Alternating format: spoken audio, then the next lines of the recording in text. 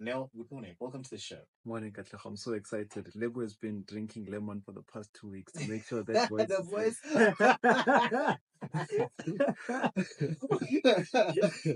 Let's hear the voice. How are you doing, Level? Hello. Oh my God. Are you guys good? No, we're awesome, man. We're awesome. Thank you very much for coming through. I was a bit worried because I'm like, this is not how we end the year. I have to see these guys one last time because the year 2024 has really been our year. We've journeyed together, we've schooled each other, we've plugged each other, we've positioned each other also mentally in terms of everything else that flows from the property space. I walked into this space as someone that was a baby, didn't know anything, but I think now I'm somewhere there in foundation phase. I'm starting to, can move. I'm moving, but really, really, when you look at it, let's reflect on the year that was. How was the year, and what do you think would have been the biggest issue in terms of the property space that wants to come out of 2024? Yeah, for me, this year has been really amazing, especially looking at the interest rates in particular, how they have been decreasing a bit and people are warming up to actually buy more. So we've noticed even with the number of buys, it's really coming back. So the property market in South Africa, it's not in a state whereby people could be like it's a no-go area. People are coming to play and sales are going through. Yeah, are we still talking about COVID-19, whereby everyone keeps referencing? Last week I was at the airport. I was doing a story on SAA, and they were still talking about COVID numbers. And I wonder if this is still the case in the property space, whereby you reference that it was a shocker for a lot of industries. Do you still find people saying, really, when you look at it, yeah, we know very well that the economy is a bit of a nightmare for a lot of people, but COVID-19 came through with a dent for the property space as well. So, with COVID-19, right, what it did to the interest rate is that it really put the interest rate down. And remember, post COVID-19, a lot of people were buying properties because of the low interest rates. So right now we are in a situation whereby the interest rates have actually went up a lot. So right now people are just like, I do not want to be investing or buying a property right now. But I think now, because interest rates were actually going a bit down, it actually got the market going well right now. And also in the rental space, we've seen a lot of people coming through in the rental space, people wanting to just rent out properties rather than buying and committing to a property. And what does that tell us? Is it informed by the economy, where people find themselves, that you reckon, I think buying at this point in time wouldn't be a viable option. I would rather rent. And yeah, it's just so interesting that you're saying people are buying these properties because when you look at it, one would wonder as to where do they get this money to buy these properties, because Arna Chenet, you know what I mean? You hear people saying that salary, that one salary is not enough. So where do I get the edge to even now start saying that I'm investing into these properties and I'm going into this space? Ikaw, Chenet, where can I get that? Hey, Katlego, you'd be shocked. Like, even when we attend auctions, myself and Level, we get so shocked. Like, literally, I remember the previous one whereby they auctioning and imuvakadi million. I was like, tell the guy, guys. Clearly, it is there. So I would say the money is there. However, we know that with affordability, it is a problem with a lot of people. Hence, now they are forced to then rather move into rentals.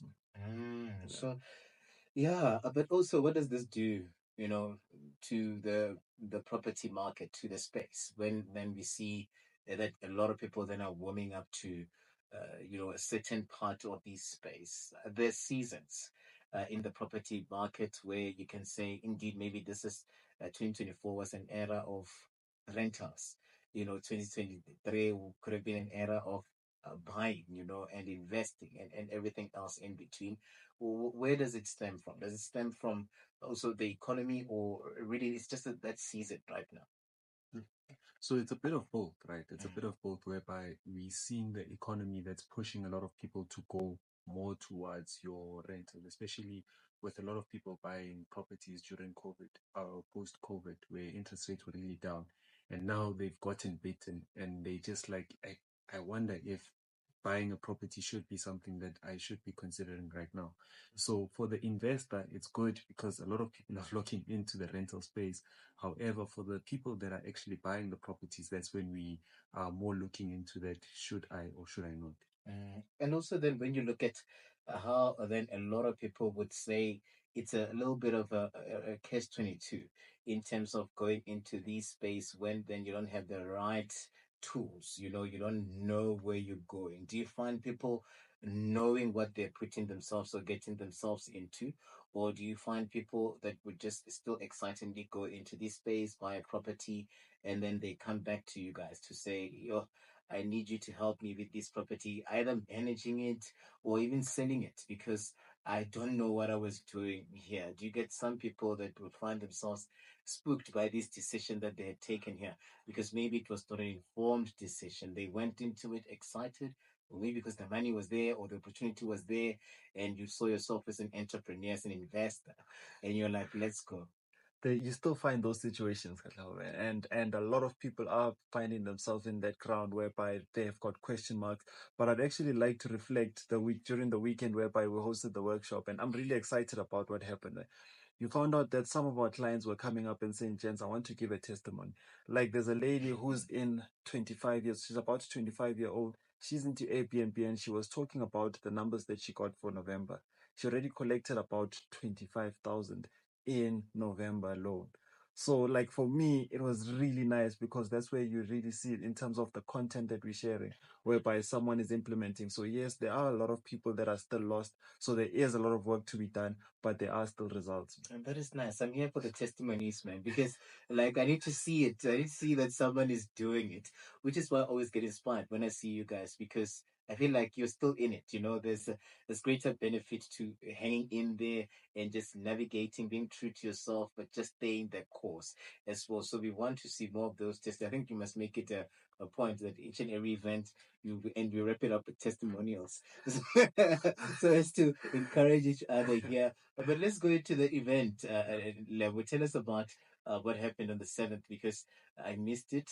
Oh, what a bummer. I missed it, man. But please tell us about what happened. Were you guys wrapping the year up? And really, when you look at it, I know you are linked to Mrs. Pet as well, lawyers, people that are really into these spaces for to help you and guide you. Were these the figures that we found at this event as well, in terms of everything else that flowed from the 7th? Yeah. So from the perspective of suspect or from the attorney side, she was speaking more about trust and debunking the whole thing that trusts are really expensive. Now, if you're looking at it from a perspective of if you do get a trust or if you don't get a trust right now and you build your property portfolio, say for instance, now you have five properties in your portfolio, now you want to register a trust. Now, how much would that cost you to actually move those five properties into one trust? That would actually be more expensive than the trust. So Suspect was just giving us an in-depth information in terms of is it really necessary for us to open up trust? And the conclusion was that we need to open up trust right now in order for us to be able to start uh, making sure that when we do pass on, everything becomes left to the relevant people or the right people. And then Neo brought fire in terms of Yeah, I know you mentioned investing fire. now. Yeah. Yeah. So what was now on about? So we were actually talking about how the property industry is quite controversial, if I should say, Katla, in a sense whereby you need to start big. Whereas if you start small in terms of an apartment, you find it hard to grow in a sense whereby your expenses are high and your income is not so high to afford you the next property. Now, as a beginner, even with the guys that we're having, like that are coming through to us, we encourage them to start big in a sense whereby you shouldn't be afraid to jump into a deal whereby you've got 8 tenants. The only thing that's stopping us into jumping into these deals is just fear. However, no, if you know the correct information in terms of at what price will I be buying, and also making sure that the lease agreements are in order, then there shouldn't be anything that's stopping you from going to that starting at 8. Mm. But maybe let's remind our listeners, how does one start? Is it a matter of approaching a bank and saying, I've seen a property, I need this much, and then they help you, and then you try build yourself as it goes. Do you have to have money, in your account, loads of money, maybe win a lot, and then you want to start and say, I'm going into this space. Usually, for the beginners, what are those testimonials that you get from them in terms of how they started or how you helped them start? So what I would say, right, and I think a lot of people don't see the importance of this, but I'd like to stress this, right? You need to find a coach that will tell you which properties to buy. Because now people make the mistake of saying that, okay, if I do approach the bank and I do have the affordability, that means that I can buy the property. Now there are a lot of moving pieces that go with property investing. For instance, if I'm saying that go to a bank, now the question would then be that at what interest rate should I be buying my property? Therefore, that means that you need to go through a bond originator that will apply at different banks in order for them to get you the best interest. At the same time, we also need to understand that what is the right price that we should be buying that property at. Because now, if we're buying the property, say for instance, at 400,000, our monthly repayment will probably be around 5,000 if we're not putting in a deposit. Only to find out that we can only rent it for 4,000. That leaves you with a shortfall of around 1,000. Now we need to also get into how to run the numbers properly so that by the time you buy the property, you already know that now that I've bought this property, this is how much I'm going to be collecting.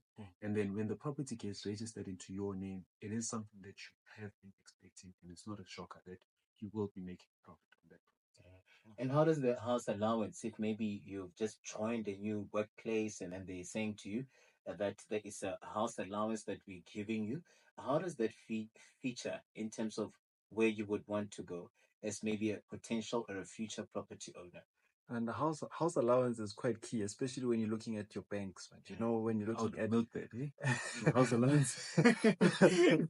your banks are giving the employees good rates, Katlego, like below even prime. So when you're looking at the repayment of someone who has that opportunity versus someone who doesn't, there's a huge difference. So hence Leo was saying that he would milk that. It does do a huge difference, man. It doesn't matter in terms of how long you've been working for, as long as you have that allowance, then you become somewhat attractive to Yeah. the banks. Yes, yes, I yes. wanted us to talk about, as we also close, the property scams. We know that we are in a very tricky, period right now, and there are a lot of people that would find themselves extremely vulnerable. But yeah, we are extremely impressionable as well around this time with bonus, so we feel like we are on top of the world. So we don't actually do thorough checks and balances in some of these things that we get we really see coming our way. I was talking about emails, I was talking about links that we don't understand where they come from, deals that are Right. too good to be true. Maybe give us a sense of what happens in this space. What is a property scam? We almost got scammed twice, by the way, man. What? So looking at the So what happened is that the guys came through and said that they have a property. So now, number one, it's the properties that don't have anybody living in them. Those are the targets because we know that I can take anybody for the viewing and no one will say anything. So now we went for the viewing on 3 properties. The guys were like, guys, you can buy all 3 at 300,000 and you have won. So now, so we got excited, but now you need to understand how to do the due diligence on the agent and the transferring attorney, right? So that's what helped us because we asked them to send us the offer to purchase, only to find out that that offer to purchase was the one that was used. So how you see if it was used is that it was not filled in. However, every page was initial. There was no numbering on the bottom of all pages. What we also saw is that on the numbers, you know how we'd say number one, it's close what. Yeah, the numbering was not consistent throughout the whole offer to purchase. So those are the things that you need to also be looking at. Then the last thing that we also saw was also the email address.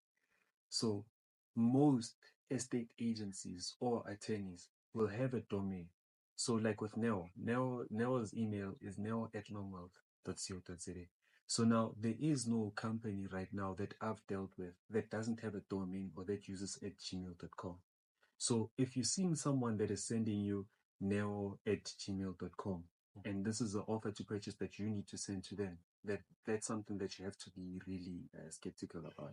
So the finer details, you can actually get to miss it because we tend to be excited right around this time, which takes us back to the coach. If I have you guys in my corner as the known guys, known wealth, so you're able to help me with some of these things. But you two have almost been scammed. So it's just a bit of a tricky one because you see these perpetrators becoming so sophisticated. Yeah. What do they actually more or less? Is it a matter of them selling a property twice, Yeah. or they present themselves in different faces? These scams. Is it a matter of them maybe saying three for the price of one? Something like that. These are some of the things that you need to pick up and say, I know maybe this is just not make sure. It comes in different forms. So one would be rental. For instance, I would send you a picture saying that this is a house that you can rent out because I know the description. So now if you've never went in or you've never even seen the pictures from the inside, now I want your money. So here's or the other way is of course now buying that property. Now here's a way whereby I would say that this is a way to cash them out. Is that as a buyer or even if you want to rent, you never pay an estate agent to their account. It always goes to a trust of the attorney. And an attorney can be searched online in terms of if they are registered or not. So whenever an estate agent tells you to pay them, that's when you run away. Every transaction when it comes to property, it needs to go through a trust of an attorney. So they're bogus estate agents as well that exist in this space. So it means you really need to have people that are, privy to what happens in this space in your corner.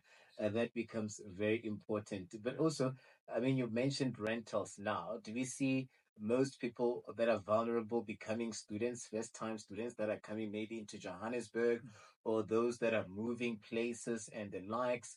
I mean, that just came to mind because I'm thinking January is just around the corner, and the rental space, that space would be booming. Are these the times where you see also scammers trying to take advantage of this? Maybe they'll be advertising a house that is not even theirs, and they're saying send a deposit in January. You're occupying it. The keys are here. They're sending you photos every day to say 2 days to go. You're occupying, and then only to find out that no, man, you only paid these guys and you're not going to be moving into this property. Yeah, 100%. So that does happen. So what I would always say is that never pay a deposit unless you got someone to actually view that property and someone that you trust. So if Neo was around here, then I would ask Neo that, Neo, can you please just go view the property for me? Because giving your deposit is actually a risk. Because if that person does not own that property, then how do we find them? It becomes really hard for us to find them. So I would say that as much as we are pressed, as much as they would say that if you don't put in the money right now, you won't get the property anymore. Find someone to go view that property. Does the landlord have a right to lock me out in January? I mean, we are worried. January, maybe I forgot to pay rent.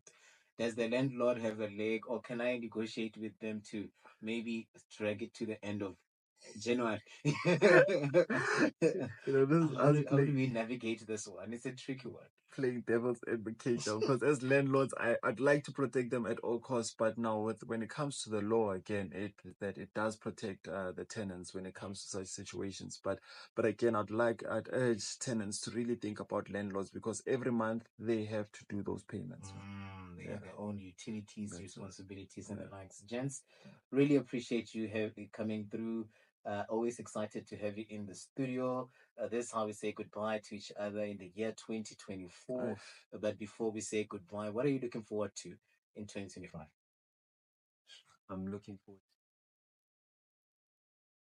So, like with Refugee, I'm just excited to see people blossom in whatever they're doing.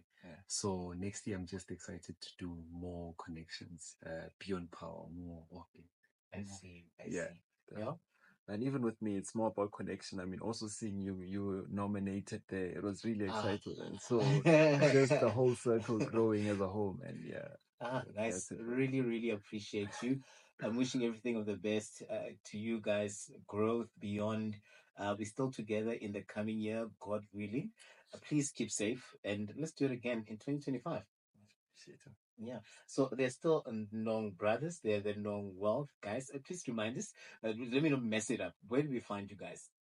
On all social media platforms, YouTube, TikTok, Instagram at Norwalk. Awesome. Level. Thank you very much, man, for coming through. And the voice, I can see what it did. The lemon. But everything of the best, guys. And that's how we say goodbye to you at home with the Long Brothers level. And now they're here in studio. And I'm hoping that you heed their advice. Don't fall for these scams.